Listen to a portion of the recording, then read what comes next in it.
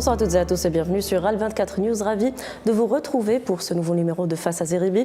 Comme tous les samedis soirs, donc analyse, décryptage et regard sans concession sur l'actualité de la semaine avec notre éditorialiste Karim Zeribi. Karim, bonsoir. Bonsoir. Merci d'être avec nous. Et c'est toujours un plaisir de retrouver et de partager ce plateau avec Riyad Belkhadi. Bonsoir Riyad. Bonsoir Samira, bonsoir Karim, très heureux de vous retrouver pour un nouveau numéro. Alors je ne sais pas si on doit dire le 6e ou le premier de l'année 2026, une année qui sera riche en actualité et bouleversements très certainement, qu'on va essayer de suivre et de décrypter avec vous Karim Zeribi. Avec plaisir, une émission qui aura lieu tous les 15 jours. Il faut le dire à ceux qui nous suivent. Contrairement à l'année dernière, on va prendre un rythme qui va nous permettre d'avoir plus de respiration pour analyser les sujets d'actualité. Donc il va y avoir une émission plus riche tous les 15 jours. Très bien, donc comme toutes les semaines, ces trois sujets et un fait marquant. Donc nous ouvrirons cette émission par un regard sur l'Algérie, son cap politique, ses priorités nationales et les perspectives qui se dessinent à l'horizon 2026 dans un contexte régional et international marqué par de fortes tensions. Et puis nous reviendrons sur la situation et ce qui s'est passé au Venezuela, Karim Zeribi, à travers une lecture politique et juridique vue depuis la France, en nous appuyant sur la récente prise de parole du président français Emmanuel Macron et des débats qu'il a suscité, cette prise de parole, et sur les réseaux sociaux et également dans un discours filmé.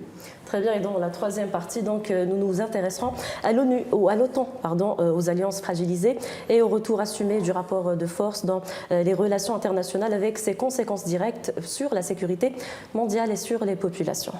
Et puis on finira avec un sujet un peu plus léger, même si il faut le dire vite pour léger, parce que la passion est dans et en montant au niveau des quarts de finale de la Coupe d'Afrique des Nations, puisque c'est de football qu'il s'agit. Le fait qui nous a marqué, c'est ce geste de l'attaquant Amoura en face du supporter congolais très connu. C'est le supporter du Vita Club et de la sélection de la RDC qui honore dans chaque match le héros congolais Lumumba. Et puis ce geste magnifique de la Fédération algérienne de football qui a honoré le supporter après la défaite du Congo ou la victoire de l'Algérie. Ça dépend dans quel camp on se place. Tout à fait, Riyad. Donc, face à Zeribi, c'est parti. Et c'est sur Al24 News. Donc, pour débuter, intéressons-nous, Karim Zeribi, à l'Algérie, son cap politique et ses perspectives pour l'année 2026. Entre stabilité institutionnelle, développement structuré et diplomatie souveraine, nous analyserons les axes clés pour façonner son avenir et son rôle régional. Donc, comme première question, l'Algérie a affiché une stabilité institutionnelle remarquable cette année. Quelles sont les mesures ou initiatives qui, selon vous, contribuent le plus à renforcer cette continuité à l'État? Écoutez, je pense qu'il y a une stratégie algérienne qui est très claire et qui s'appuie sur trois piliers. D'abord, c'est celui du développement économique, avec une réforme de l'économie algérienne entamée depuis quelques années maintenant par le président de la République algérienne et son gouvernement, ses gouvernements successifs. Ce développement économique a vocation à rendre l'Algérie plus souveraine sur le plan économique, avec une production nationale beaucoup plus diversifiée, une limitation des importations et qu'une réponse à apporter aussi aux attentes sociales donc des Algériennes et des Algériens.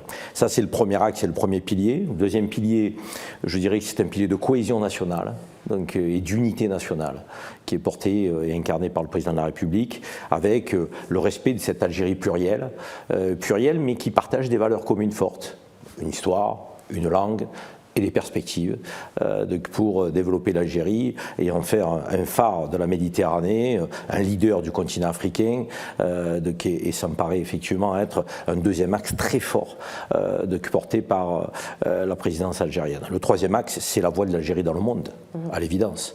Avec les 2 années qui sont écoulées au Conseil de sécurité des Nations Unies en tant que membre non permanent, mais qui se poursuit donc sur d'autres théâtres institutionnels. Il y a d'autres enjeux, les enjeux avec l'OMC, les enjeux avec les BRICS, les enjeux avec les questions militaires.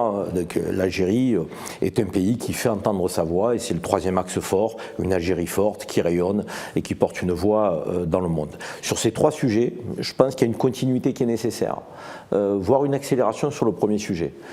Accélération parce que réformer un pays sur le plan économique, ce n'est pas facile. Donc, il peut y avoir des soubresauts d'assauts et quelques crispations dans les réformes qui peuvent être engagées. Néanmoins, il faut aller de l'avant parce que la production nationale algérienne, c'est un enjeu et un gage d'emploi pour les Algériennes et les Algériens, et notamment cette jeunesse qui est formée, qui sort de l'université et qui doit trouver des perspectives d'avenir dans son pays, en Algérie. Et puis, c'est un gage de prospérité pour l'Algérie, avec une diversification de l'économie. Très fort sur les hydrocarbures et les questions énergétiques, il faut l'être sur les questions industrielles, sur les questions agricoles, sur les questions technologiques. Tous ces chantiers ont été engagés, il va falloir les poursuivre en 2026. Je vais rebondir sur votre chute, justement, développement économique, la diversification des ressources de revenus pour le pays sont des priorités très claires. Vous l'avez dit, comment ces orientations, notamment du président de la République, favorisent-elles la résilience et surtout l'indépendance nationale à moyen et à long terme? C'est un enjeu qui est crucial dans le monde multipolaire dans lequel nous vivons, avec des rapports de bloc à bloc. Je pense que le deuxième sujet nous amènera à évoquer cette forme de compétition économique, compétition de puissance continentale qui s'affrontent. L'Algérie, je l'ai toujours dit, je le dirai toujours, n'appartient pas à un bloc. L'Algérie est un pays non aligné sur le plan international, qui est un pôle méditerranéen, un pôle africain, un pôle dans le cadre des pays arabes. Et ce pôle-là, il a vocation à travailler avec tous les blocs, sans exclusivité aucune. Et c'est, je dirais, le rôle de l'Algérie aujourd'hui dans sa démarche aussi économique, parce qu'il y a des partenariats, des joint ventures, des coproductions à mettre en œuvre, parfois avec les États-Unis, parfois avec la Russie, parfois avec la Chine, parfois avec les pays de l'Union européenne, parfois avec la Turquie, parfois avec les pays du monde arabe, du Moyen-Orient. Donc c'est tout ça l'Algérie, donc sans aucune exclusivité. Contrairement à d'autres, je dirais, nations qui ont fait des choix qui les isolent, des choix qui les enferment, des choix qui les obligent, et des choix qui les rendent dépendantes. Et le choix qui a été fait en Algérie, c'est mettre l'accent sur la production nationale, être, je dirais, autosuffisant sur le plan alimentaire, sur le plan industriel, sur le plan technologique. Il y a encore beaucoup à faire. Attention, ne me faites pas dire ce que j'ai pas dit. Il y a beaucoup à faire. Monsieur Zeribi, c'est pas difficile de gérer tout ça, c'est-à-dire d'avoir des amitiés sans conditions et sans gérer les inimitiés. C'est-à-dire, est-ce qu'on peut être ami avec tous les pays avec lesquels on a des relations, même si entre eux ils ne s'entendent pas? L'Algérie a des coopérations avec tout le monde. Et je pense que les mots ont du sens. Coopérer ne veut pas dire être aligné donc à 100%. On peut coopérer, trouver des intérêts gagnant-gagnant, se parler d'égal à égal sur le terrain diplomatique et parfois faire état de désaccords, mais qui, je dirais, n'amputent pas la relation pour autant. Et c'est ça aussi le rôle de l'Algérie. Donc ce pays non aligné qui parle vrai et qui parle aussi en fonction de ses principes. Je l'ai toujours dit, intangible, non négociable, refus de l'ingérence.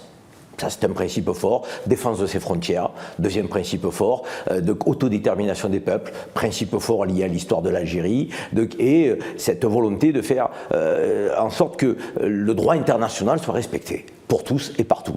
Une fois qu'on a dit ça, l'Algérie peut discuter sur ces bases-là avec tout le monde. Donc, et en matière de développement économique, parce que c'est un axe qui est fort, qui est important, qui est majeur pour l'avenir de l'Algérie, l'Algérie a engagé des chantiers. Donc, avec le Qatar sur certains je dirais, sujets et secteurs, avec les États-Unis sur d'autres, avec la Russie, avec la Chine, avec les pays de l'Union européenne, donc l'Allemagne, l'Italie, l'Espagne, le Portugal. Je suis triste que la relation avec la France ne soit pas meilleure, puisque je pense qu'il y a une relation qui peut être gagnant-gagnant entre la France et l'Algérie, et j'espère qu'à l'avenir, cette relation évoluera dans le bon sens. En tout cas, c'est un vœu que je formule en ce début d'année, donc si vous me le permettez. Mais encore une fois, l'Algérie, elle a un cap. Elle suit son cap, elle a une boussole, elle fait en sorte dans ce monde compliqué et complexe de ne pas s'en détourner. C'est tout à son honneur. Très bien, à ce propos, vous avez parlé de diplomatie, Karim Zeribi. L'Algérie fait face actuellement à des défis régionaux complexes. Comment sa stratégie de sécurité et de diplomatie permet-elle de maintenir son rôle de stabilisateur tout en préservant ses intérêts nationaux ? Vous savez, on est dans un monde où ce sont aussi les rapports de force qui guident les relations internationales. Donc les rapports de force passent par, je dirais, des forces de dissuasion. La force de dissuasion algérienne, c'est sa puissance militaire. La 24e au monde. Donc aujourd'hui, avec 7 frontières à protéger, il ne faut quand même pas l'oublier, plus de 7000 km de frontières, c'est énormissime, qui demande des moyens humains, technologique, et l'Algérie a investi beaucoup, et c'est normal, pour sécuriser son État-nation et pour garantir sa souveraineté. Ça, c'est un point important. Une fois qu'on garantit, je dirais, la sécurité à ses frontières, on est capable de discuter, encore une fois, avec tout le monde. Mais de discuter en se disant la vérité. Quand vous sentez une hostilité chez un partenaire potentiel, il faut lui dire que vous sentez l'hostilité. Sans arrogance, sans agressivité, mais il faut lui dire. Et l'Algérie est dans cette perspective-là. Et d'ailleurs, je vais vous dire, je trouve que parfois l'Algérie prend des positions qui démontrent dans le temps qu'elle avait vu juste en termes d'analyse et d'observation. Prenez les Émirats. Il y a eu quelques tensions, pas se le cacher. Elles existent. Et certains pensaient que l'Algérie était un pays qui était trop exigeant dans ses relations aux Émirats. Et on voit que finalement d'autres nations, grandes nations, je pense à l'Arabie Saoudite, ont des tensions à leur tour avec les Émirats, comme par hasard, donc très fortes. Et donc là, il y a, je dirais, une vision commune et partagée entre l'Algérie et l'Arabie Saoudite, vis-à-vis du rôle négatif que peuvent jouer les Émirats sur certains aspects, sur certains sujets. Donc un rôle non pas, je dirais, d'apaisement, mais un rôle de crispation, de tension, voire de déstabilisation. Donc, et ça n'est pas acceptable. Et dans ces cas-là, l'Algérie le dit. Donc, et c'est vrai que sa force de dissuasion militaire lui permet aussi de dire les choses.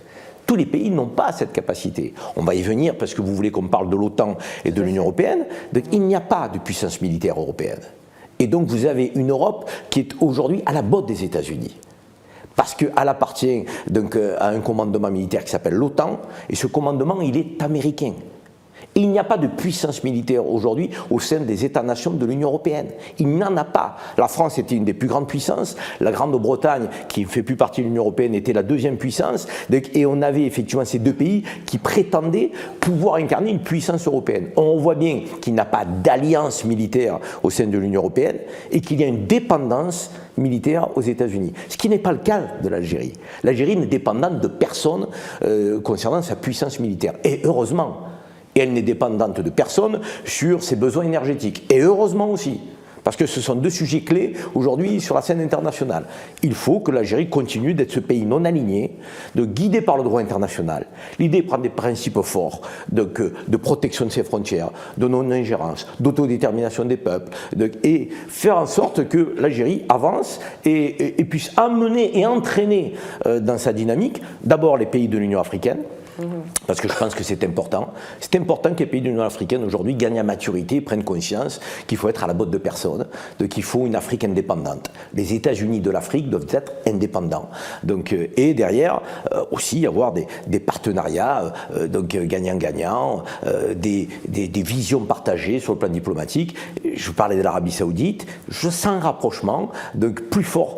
Jamais eu de tension, mais il y a des rapprochements parfois qui se matérialisent de manière plus claire. Je pense qu'on est dans cette période-là. Et c'est assez positif parce que c'est une grande nation, l'Arabie Saoudite. Très bien. Juste pour finir, peut-être une dernière question, parce qu'il ne reste pas beaucoup de temps dans cette première partie. Vous avez parlé du modus operandi de la diplomatie algérienne. Cette diplomatie algérienne, elle se veut souveraine et constante. Comment la posture algérienne et cette stratégie de la posture algérienne renforce-t-elle le rôle de l'Algérie dans sa région et même au-delà de sa région ? Vous savez, l'Algérie, je le disais, refuse de l'ingérence, mais s'est toujours proposé d'être une force de médiation. J'en veux pour preuve la relation avec le Mali.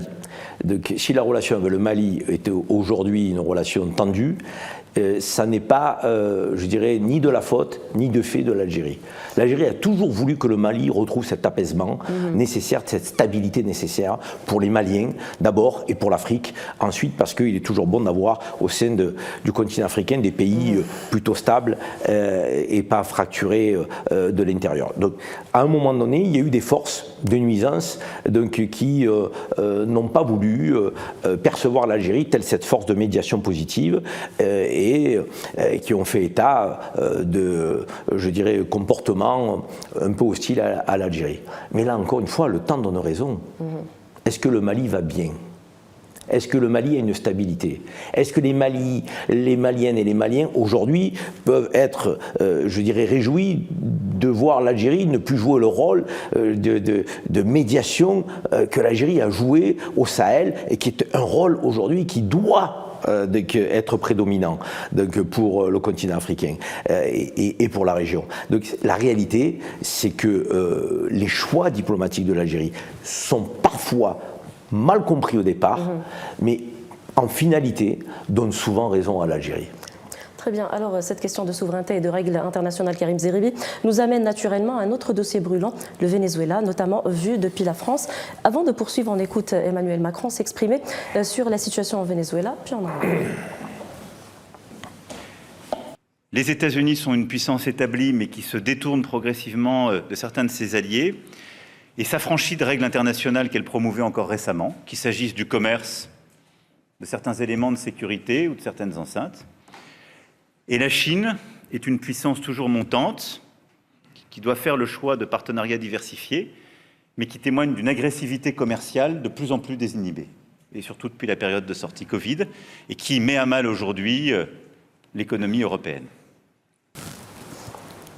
Très bien, Karim Zeribi, on observe aujourd'hui peut-être une énorme différence entre le premier tweet d'Emmanuel Macron à ce sujet et sa dernière prise de parole. Peut-être quand on écoute cette prise de parole d'Emmanuel Macron, on a le sentiment d'un discours qui avance sur une ligne de crête, satisfaire des alliés sans assumer pleinement la méthode employée. Est-ce un signe d'une diplomatie sous contrainte ou d'une incapacité à trancher politiquement?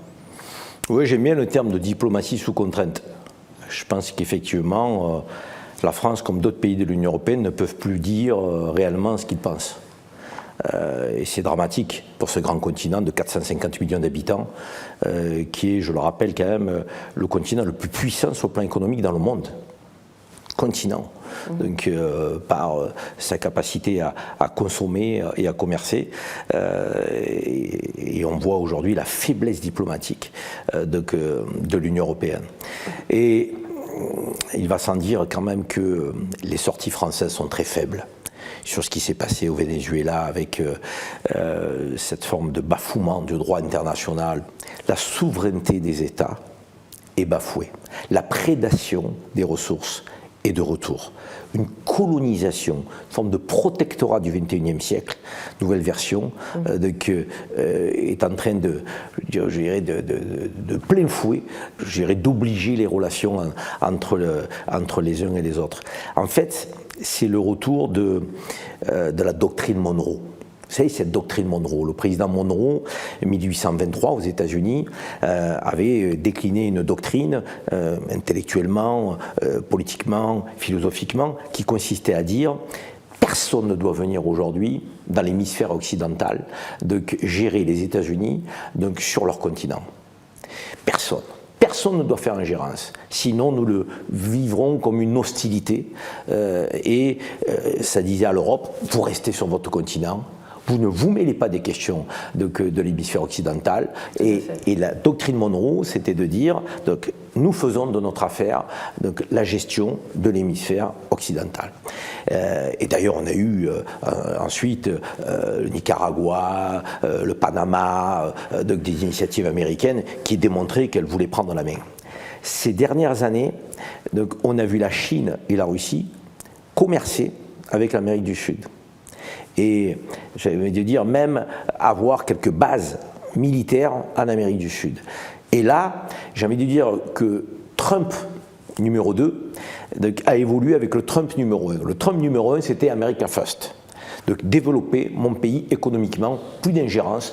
Je rappelle que mes militaires d'Afghanistan, je ne veux plus intervenir sur aucun conflit dans le monde, je ne ferai pas ce que Bush a fait et d'autres, et même Obama, je ne m'intéresserai pas au conflit dans le monde. Mon pays d'abord, son développement économique premier. Le Trump 2, c'est autre chose.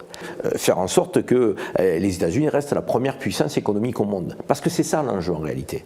Donc ils sont trois à se partager, je dirais, cette vision de puissance occidentale, puissance continentale, pardon. Donc ils sont trois à se partager cette vision de puissance continentale. Les États-Unis, la Russie et la Chine. Ils sont dans une compétition. Donc les États-Unis avec l'Amérique du Sud, la Russie avec l'Europe de l'Est, et les anciennes nations qui appartenaient à l'ex-URSS, et la Chine avec l'Asie du Sud et Taïwan. Et là, il y a des discussions des frottements, des confrontations qui vont se mettre en place au cours des semaines et des mois à venir, et des accords qui vont être trouvés pour se partager le monde. Peut-être en parlant aujourd'hui du débat politique interne en France, il est particulièrement vif sur ce dossier. Est-ce que ces divisions traduisent une crise de la politique étrangère française ou simplement une difficulté à penser le monde tel qu'il est devenu aujourd'hui ? Ça dépasse la France, c'est une problématique européenne aujourd'hui. Donc il n'y a pas de diplomatie européenne, il n'y a pas de vision européenne. L'Europe ne peut pas aujourd'hui exercer de souveraineté sur son continent. Donc on a une Europe dépendante sur le plan militaire, sur le plan technologique, sur le plan, je dirais, même sanitaire. Surtout divisée sur ces questions aussi. Divisée, parce que effectivement les alliances sont parfois contre nature entre les pays de l'Union européenne et ces blocs que l'on évoque. Et nous n'avons pas de voix européenne aujourd'hui claire qui est forte. Et au sein de la France, il y a aussi la perte d'une vision qui est celle du gaullisme. Donc on voit bien qu'il n'y a plus de droite républicaine en France, donc le gaullisme est mort et enterré, il y a une forme d'atlantisme un peu fou qui justifierait toute intervention de Trump. Alors ça vous inquiète, ça c'est la méthode Trump, le Trump 2 comme vous l'avez appelé, qui vous inquiète, Karim Zeribi. Mais nous on voudrait revenir à la vision française et européenne des décisions de Trump, notamment au Venezuela. Alors, il y a un mot très important. Il y a des mots qui deviennent complètement galvaudés au niveau de l'Occident. Des mots qui nous ont bercés dans notre enfance depuis 20, 30, 40 ans. C'est liberté, droit des enfants, génocide, nettoyage ethnique. Tous ces mots-là avaient un sens pour une certaine catégorie de population et n'en ont pas quand il s'agit par exemple de Palestiniens. Là, le droit international a un sens pour les Nations Unies, pour les pays, pour les relations entre nations, et puis subitement, dans certains cas, ce mot, droit international, devient complètement obsolète. Est-ce que les grandes puissances européennes, devant l'hégémonie américaine, j'allais dire, foulent et s'assoient sur les plus grands principes de l'humanité ? Aujourd'hui, l'Union européenne n'a aucun moyen de pression à l'égard de grandes puissances continentales qui bafoueraient le droit international. Et donc, soit l'Union européenne est sur le côté, se met sur la touche, au risque, je dirais, de voir sa situation économique et son unité se dégrader encore plus qu'elle ne l'est, soit l'Union européenne est, je dirais, un continent suiveur dans la roue des grands de ce monde, et l'Union européenne a décidé, presque par obligation, d'ailleurs, c'est même pas une décision, l'Union européenne subit les choix américains. Et l'Union européenne a fait le choix d'une alliance transatlantique qui est une alliance sans contrepartie aucune et sans capacité, je dirais, de pression. Donc du coup, vous subissez quand vous êtes dans cette situation. Pourquoi ? Parce que si vous devez, à un moment donné, rentrer en conflit avec un autre bloc, qui va vous défendre ? C'est celui avec lequel vous êtes rentré en dépendance depuis des décennies. Les États-Unis sur le plan militaire. Le commandement de l'OTAN est américain, l'armement est américain. Donc, lorsque vous avez plus d'industrie militaire européenne et lorsque certains pays de l'Union européenne préfèrent acheter américain que acheter européen lorsqu'ils décident de s'armer ou de se réarmer, on voit bien qu'il n'y a pas d'unité européenne, il n'y a pas de souveraineté européenne, il n'y a pas de diplomatie européenne.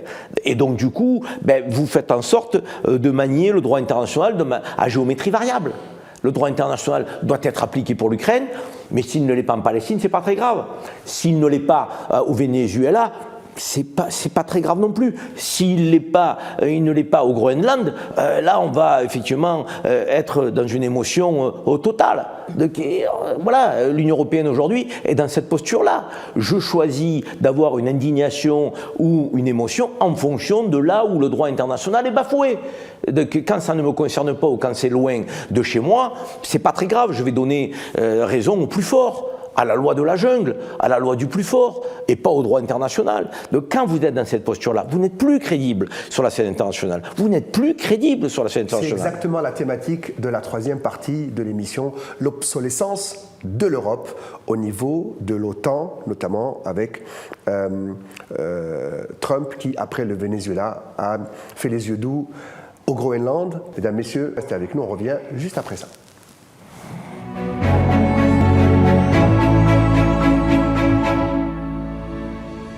Bienvenue dans cette deuxième partie de Face à Zeribi. Donc, quand les règles ne suffisent plus, ce sont les alliances militaires qui reprennent le dessus. Et c'est notre troisième sujet. Regardons maintenant, Karim Zeribi, cette séquence consacrée à l'OTAN et au discours récent qui interroge sa solidité. La fin de l'OTAN. C'est la fin de l'OTAN, oui. Par définition. Alors, nous ne ferons pas la guerre aux États-Unis parce qu'on n'a pas les moyens de faire la guerre aux États-Unis. Comme un enfant face à un parent toxique, on est pris par surprise. Ça, c'est clair. En revanche, ils voulaient le Groenland. On les met dehors de Ramstein, de Naples. Vous rentrez chez vous. Vous n'avez plus un bateau. Qui les mettra dehors? Nous. Vous croyez ça? Vous croyez que les Italiens vont dire allez, vous partez les bases d'Aviano, etc. Si l'OTAN s'arrête et que Trump nous parle comme ça, il est temps de parler aux avocats et de parler divorce. Karim Zeribi, à travers cette séquence, on a l'impression que l'OTAN n'est plus un réflexe de solidarité automatique, mais une alliance conditionnelle. Est-ce une rupture aujourd'hui historique ou une évolution logique du monde actuel?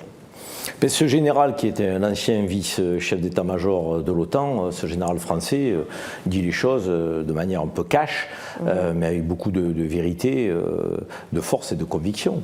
Et c'est quelqu'un qui a vécu l'OTAN de l'intérieur.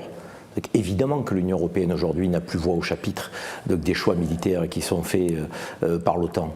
C'est les États-Unis qui dirigent, c'est les États-Unis qui commandent. Et c'est les États-Unis qui ont tous les moyens de pression sur les pays de l'Union européenne pour faire le choix d'engager les forces de l'OTAN sur tel théâtre de conflit ou de ne pas les engager sur d'autres théâtres de conflit. Si on s'en tenait à la volonté des pays de l'Union européenne, que les forces de l'OTAN seraient aux côtés de l'Ukraine. Avec tous les discours va-t-en-guerre des pays de l'Union européenne contre Poutine, ils auraient embarqué, s'ils avaient une puissance militaire, dont ils auraient les clés sur le conflit ukrainien. On voit bien qu'ils ne les ont pas. Pourquoi? Parce que Trump a refusé. Trump a privilégié la voie diplomatique avec Poutine. Mais pas, encore une fois, un enjeu de grande puissance à grande puissance. Donc on est rentré dans l'ère aujourd'hui des puissances continentales. Le retour des puissances continentales, c'est un peu une nouvelle guerre froide, donc versus 21e siècle.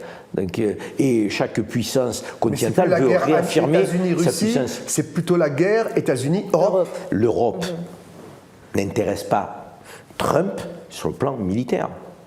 Ils sont dépendants des États-Unis sur le plan militaire. Trump est intéressé par l'Europe que sur le plan économique. Avec des droits de douane exorbitants, avec 450 millions de consommateurs qui doivent acheter américains, avec des ressources, lorsqu'elles existent, on pense au Groenland, qui doivent devenir américaines. Donc, Trump fait ce qu'il veut de l'Union européenne. Il considère aujourd'hui qu'il peut humilier les pays de l'Union européenne, ridiculiser les pays de l'Union européenne, marcher sur les pays de l'Union européenne. Ils n'auront aucun moyen de pression sur les États-Unis. Et lorsque Trump décide de ne plus fournir l'Ukraine en armes, les pays de l'Union européenne sont complètement, désarçonnés. Désarçonnés, complètement. Donc, et sont livrés à eux-mêmes. Parce qu'ils n'ont pas d'outils militaires, de puissance militaire. Si demain la France rentrait, c'est pas moi qui le dis, ce sont des généraux français, de l'armée française, si demain la France devait rentrer dans un conflit de haute intensité sur le plan militaire, certains généraux disent qu'elle ne tiendrait pas une semaine. Les pays de l'Union européenne sont spectateurs, ils subissent. Mais c'est des choix qui ont été faits et qui amènent aujourd'hui l'Union européenne à subir. Il est trop tard. Il est trop tard pour se doter d'un outil militaire. Il est trop tard pour être maître de son industrie. Il est trop tard pour, être propriétaire de ses données sur le plan technologique. Et donc on voit bien que ces trois enjeux qui sont cruciaux, donc la dimension militaire, la dimension énergétique industrielle et la dimension technologique avec les données, donc aujourd'hui les Européens ne sont plus maîtres de ces trois sujets structurants pour rendre un continent puissant.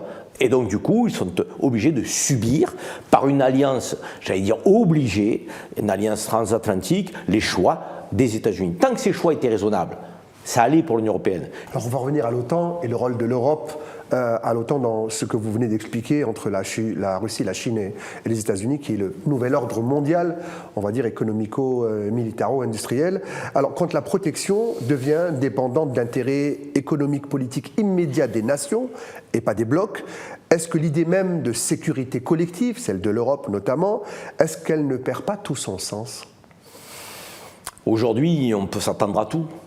Parce que si demain vous avez une intervention russe sur l'Europe de l'Est, admettons que ça dépasse l'Ukraine, je ne suis pas convaincu que Trump agira. Donc, en fait, ils sont dans une nouvelle répartition du monde, avec de nouvelles alliances qui se recréent. Donc, ces alliances ne sont plus basées sur le respect du droit international, donc elles sont basées sur les rapports de force. C'est le retour des impérialismes. Des impérialismes avec une nouvelle version qui est celle du XXIe siècle, qui est un retour d'une forme de néocolonialisme, donc de néo-protectorat, où la souveraineté est foulée aux pieds, la souveraineté des peuples, des États-nations, où l'autodétermination n'est plus, je dirais, à respecter. L'autodétermination des peuples, où les puissances décident dans leur choix de leurs propres intérêts. Mais encore une fois, la géopolitique fait aussi que ces pays ne sont pas dotés des mêmes enjeux et des mêmes difficultés. Prenez la Russie elle a des frontières, énormément de frontières, et elle doit garantir sa sécurité. Les États-Unis n'ont pas de frontières, ils ont 2 océans. Qui représentent des murailles pour eux, et qui les protègent naturellement. Ils ont le Canada, mais c'est pas... mais c'est pas une puissance qui les dérange. Donc ils peuvent tordre le bras au Canada, je dirais comme ils veulent. La réalité, c'est que leur enjeu, c'est effectivement l'Amérique du Sud aujourd'hui sur le plan continental. C'est reprendre la main et mettre à la tête des pays d'Amérique du Sud des gouvernements conciliants, dociles, qui pourront accepter le partage des ressources, le partage des richesses, qui garantira une puissance continentale, une puissance économique aux États-Unis et qui permettra ensuite aux États-Unis d'aller, je dirais, étendre son périmètre au-delà de sa dimension continentale. Moi, la question que je me pose, c'est quid de l'Afrique ? Quid de l'Afrique ? Parce que là, on est en train de parler du continent européen, de l'Asie, de la Russie et de ses frontières, de l'Amérique du Sud, l'Afrique. L'Afrique, ces 3 grandes puissances ont des velléités à prendre la main sur l'Afrique, à dominer l'Afrique. Et j'en rajouterai d'autres qui se situent au Moyen-Orient, qui ont envie aussi de mettre la main sur l'Afrique, en s'appuyant sur certains pays. Les pays dont vous avez parlé au départ, vous pensez aux Émirats notamment. Aux Émirats, je ne pense pas qu'aux Émirats, je pense à la puissance sioniste, soutenue par les Américains, qui décident de mettre la main sur certains pays du continent africain pour en faire des bases arrières, à la fois militaires, mais aussi économiques. Le continent à venir qui générera le plus de recettes, de profits, d'enjeux économiques, c'est le continent africain. Une Afrique qui s'émancipe ces dernières années, Karim Zeribi. L'Afrique qui s'émancipe ces dernières années. Qui s'émancipe, mais qui s'émancipe dans la difficulté, avec des putschs, avec des soulèvements. Et on voit bien que si l'Afrique tend à s'émanciper, elle a du mal à se stabiliser. Or, il faut s'émanciper dans la stabilité.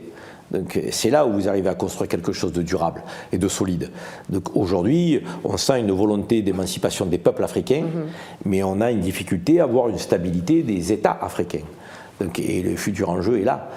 Et on voit bien que des puissances extérieures au continent africain n'ont pas intérêt à la stabilité africaine. Ils ont intérêt à déstabiliser l'Afrique et les gouvernements africains pour pouvoir continuer cette forme de néocolonisation économique, de pillage des ressources. Et ils vont, encore une fois, avec des puissances mercenaires, avec des puissances, des stratégies de communication, ils vont tout faire pour faire en sorte que l'Afrique ne soit pas un continent uni, soudé, solidaire, capable de se développer, de s'émanciper, mais aussi de stabiliser. Ils vont tout faire. Vous savez, on prospère sur la déstabilisation. Quand on est une puissance extérieure, on ne prospère pas face à un pays stabilisé. Donc, il y a toujours des tentatives de déstabilisation. Et l'Algérie doit faire attention à ça.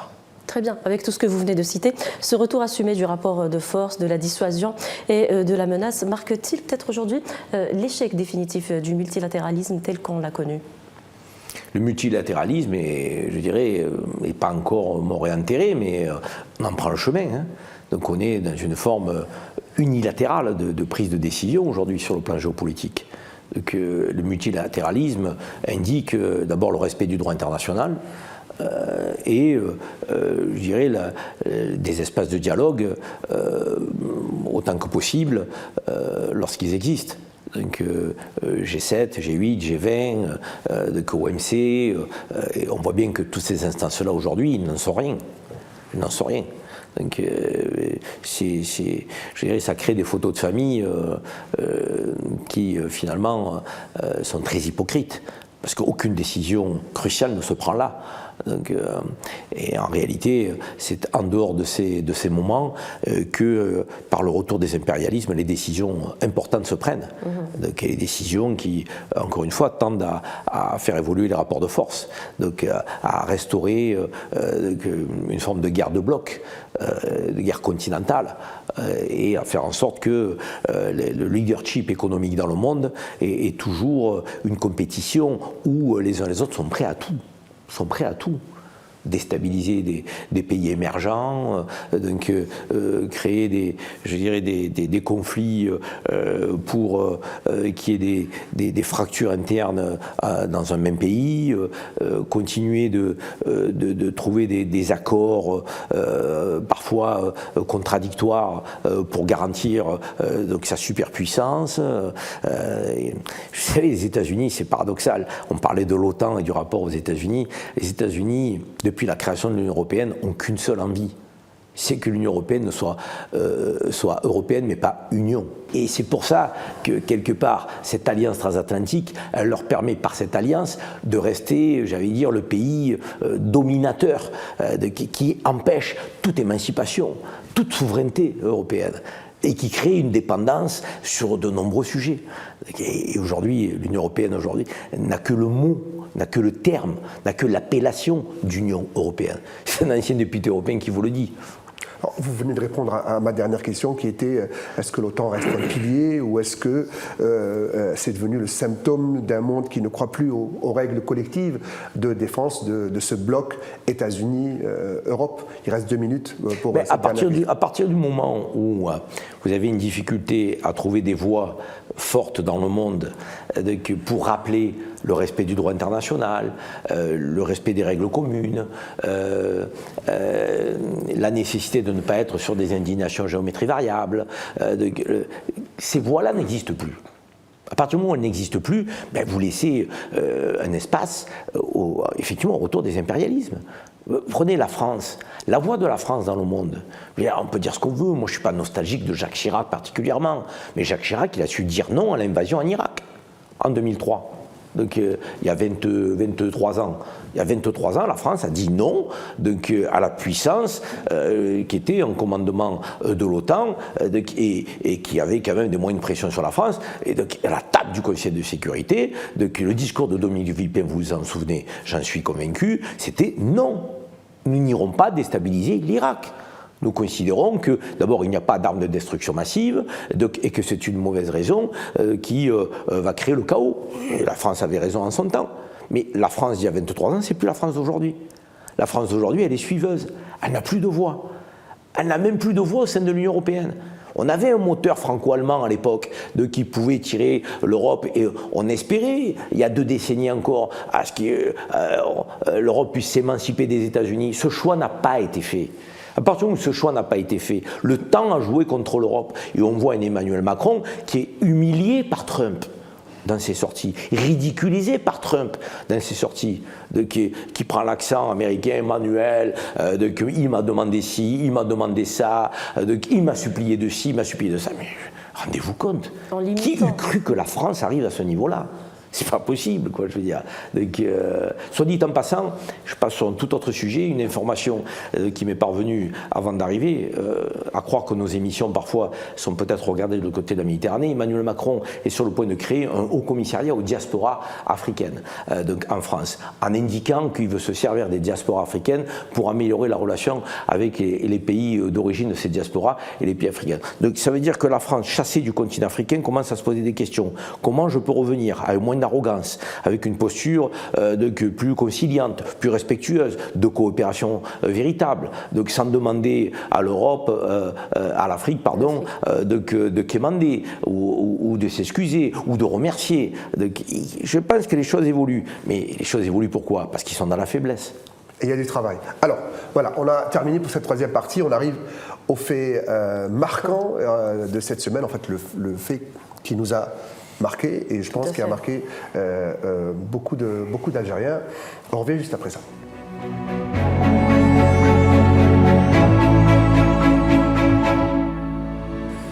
Alors Karim Zeribi, lors d'un match de la sélection algérienne, le joueur Amoura a reproduit un geste aperçu chez un supporter congolais présent en tribune, une séquence qui a été surinterprétée. Par la suite, la FAF, la Fédération algérienne de football, a officiellement reçu ce supporter dans un geste de reconnaissance institutionnelle, loin des lectures polémiques initiales. Karim Zeribi, ce qui frappe dans cette séquence, peut-être aujourd'hui, c'est cet écart entre l'émotion vécue sur le terrain et les lectures qui ont suivi. Pourquoi le football africain est-il souvent chargé de significations qui dépassent le jeu? Parce que les Africains ont une histoire commune qui dépasse le football, qui est un sport magnifique, c'est pas moi qui vais vous dire le contraire, qui est fédérateur, universel, qui peut permettre au peuple de fraterniser. Et ça a été le cas entre les supporters algériens et congolais, faut-il le rappeler. Ils sont fraternisés, chanté, dansé ensemble, quel que soit le vainqueur, c'était l'Algérie, ça nous réjouit, mais si ça avait été le Congo, ça aurait été pareil. Je veux dire, donc, mais au-delà du football, il y a des choses qui unissent ces pays africains. Et ce spectateur particulier à tous les matchs du RDC, de la République démocratique du Congo, le rappelait. Donc, ce spectateur qui avait une posture qui était celle d'un grand révolutionnaire congolais, martyr, qui a été Premier ministre du Congo après l'indépendance en 1960 du Congo, Patrice Lumumba, pour le citer, très proche idéologiquement de l'Algérie, qui a toujours défendu la cause algérienne, qui s'en est même inspiré, et qui était pour, je dirais, une Afrique audacieuse, souveraine, émancipée, telle qu'on. Et donc plusieurs rues algériennes portent le nom. Et était très algérienne dans son état d'esprit, dans son idéologie. Et ce supporter rappelait dans une posture, dans les tribunes, la posture de Patrice Lumumba. Donc, le geste du footballeur algérien n'était pas un geste hostile, c'était un geste, je dirais, malheureux par méconnaissance de l'histoire. Et puis c'est du chambrage, ça existe dans le football. Oui, et puis mais je suis convaincu que le joueur... Le pauvre Amoura, je pense qu'il ne connaissait pas le personnage. Voilà, c'est surtout ça qu'il faut rappeler. Parce que chambrage, on peut mettre des limites au chambrage quand on sent effectivement qu'on touche un sujet sensible. Je pense qu'Amoura ne savait pas qu'il touchait un sujet sensible. Donc, et c'est là où effectivement on peut prendre la défense de ce joueur, remarquable d'ailleurs. Donc il est venu dans un geste sportif, mais pas historique. Or, je dirais, l'un ne peut pas être décorrélé de l'autre quand on passe de Patrice Lumumba et de ce supporter. D'ailleurs, la fédération algérienne a tout de suite derrière et tout de suite intervenu pour expliquer à Amoura l'histoire. Amoura s'est excusé, a rencontré ce supporter qui a été reçu par les joueurs et la fédération algérienne, à qui on a remis un maillot frappé du nom du martyr, du grand révolutionnaire Lumumba. Et voilà ce qu'il faut retenir. Ce qu'il faut retenir, c'est que, encore une fois, l'Afrique d'abord a énormément de choses en commun, notamment son histoire. Je l'ai dit, je le rappelle, 54 pays sur le continent africain, 52 ont subi la colonisation. Alors après, processus de décolonisation plus ou moins violent, parfois il y a eu des processus plus pacifistes que d'autres, mais la réalité c'est qu'il y a eu un processus de colonisation pour 52 pays. Il y a une histoire commune, il y a un récit, il y a un narratif que les Africains ne doivent plus subir. Et il faut que nous restaurions toutes ces grandes figures africaines, révolutionnaires, comme Patrice Lumumba, et comme nous en avons beaucoup en Algérie, pour que tous les Africains quel que soit le pays africain, puisse connaître ces figures-là. C'est fondamental. Un garçon comme Amoura, s'il avait connu l'histoire de Patrice Lumumba, il serait allé voir ce supporter, il l'aurait applaudi. Il l'aurait applaudi. Donc, et je crois que si c'était à refaire, il le ferait comme ça. Et c'est ça qu'il faut retenir. Très bien. Karim, juste avant de finir, peut-être nous allons célébrer Inayel ou le Nouvel An à Mazir après-demain, peut-être des vœux à présenter. Ben moi j'ai des vœux à présenter à tous les Algériens pour leur dire qu'on va tous fêter Yenaer. Parce qu'effectivement, ça fait partie de l'identité de la culture algérienne. Donc, Yenaer, il n'y a pas que les Berbères qui se sentiront concernés. Il y a tous les Algériens. Et d'ailleurs, le Conseil mondial de la diaspora algérienne, pour votre information, le 18 janvier, organisera à Paris des vœux du Nouvel An berbère avec des Algériens d'Oran, de Skikda, de Constantine, du Sud, de Kabylie, des Aurès, pour montrer cette unité algérienne autour de ce qui fait notre identité plurielle. C'est la force de l'Algérie, cette identité plurielle. Cette richesse et diversification qui font c'est la force de l'Algérie. Et là aussi, on parlait d'Amoura et de sa méconnaissance. Je pense que nous avons un devoir, nous qui prenons un peu de l'âge, c'est de dire aux jeunes générations que d'abord l'histoire de l'Algérie est millénaire. Ça, c'est l'axe 1. Deuxièmement, dans cette histoire millénaire, il y a des identités plurielles. Il y a des dialectes, il y a des savoir-faire artisanaux, en matière de culinaire, il y a des manières de vivre en fonction du climat, parce que l'Algérie est un grand pays, plus grand d'Afrique, 10e plus grand au monde, et tout ça c'est l'Algérie. Tout ça, c'est l'Algérie. Il n'y a pas un morceau qui est plus algérien qu'un autre. Tout ça, c'est l'Algérie. Et c'est cette Algérie-là, aujourd'hui, qu'il faut porter, incarner, rappeler, porter en mémoire, mais aussi porter dans un avenir partagé au service des Algériennes et des Algériennes, de cette jeunesse qui doit trouver sa place en Algérie. Moi, je ne veux pas entendre de jeunes Algériens me dire « l'herbe est plus verte ailleurs, je veux partir ». Non. L'avenir est en Algérie, parce que l'Algérie a toutes les potentialités pour être une grande puissance africaine, méditerranéenne et à l'échelle du monde. Très bien, merci à vous Karim Zeribi, merci à toi également Riyad. Merci, Asgassam Gaz. Également, merci Asgassam Gaz également à vous chers téléspectateurs, merci de nous avoir suivis. Comme l'a mentionné notre éditorialiste Karim Zeribi, Face à Zeribi devient désormais une bimensuelle, donc rendez-vous au prochain numéro, ou pour le prochain numéro à la même heure et toujours avec la même exigence et la même franchise. Excellente soirée à toutes et à tous. Bonsoir.